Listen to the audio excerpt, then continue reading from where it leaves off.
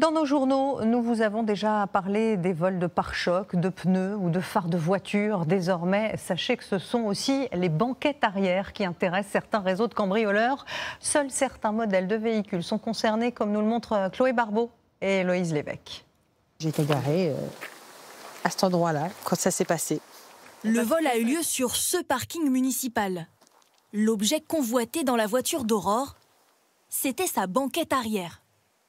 Je l'ai trouvé, la porte conducteur grande ouverte. Et c'est après où j'ai ouvert à l'arrière et que j'ai vu que c'était complètement démonté, saccagé, qu'il n'y avait plus rien. Même les ceintures de sécurité ont été emportées. Ça fait très drôle de voir la voiture sans banquette arrière. Donc ça fait vraiment bizarre. Aurore n'est pas une victime isolée. Sur les réseaux sociaux, des dizaines de photos de banquettes dérobées. Nous avons tenté de les retrouver. Sur les sites de seconde main, de nouvelles annonces à prix cassé apparaissent tous les jours. Nous appelons un vendeur au hasard et lorsque nous l'interrogeons sur la provenance de sa banquette... C'est juste pour savoir d'où elle vient, quoi. En fait, madame, l'objectif, c'est quoi? C'est que vous récupérez les sièges. Sont madame, dans tous les cas, peu importe la provenance, madame, le siège, on dépose le siège. C'est ça que je n'étais pas en fait.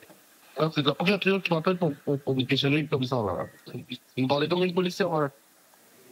Ces annonces ne sont que la partie visible d'un trafic lucratif. Voilà à quoi servent ces banquettes. Sur le marché de l'occasion, il y a des vieilles voitures professionnelles avec seulement 2 places. Certaines personnes les achètent, installent des sièges à l'arrière pour les transformer en modèle 5 places et les revendent environ 15% plus cher.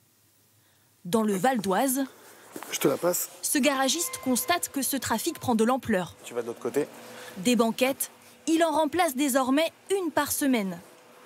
Cette manœuvre ne demande pas de compétences particulières.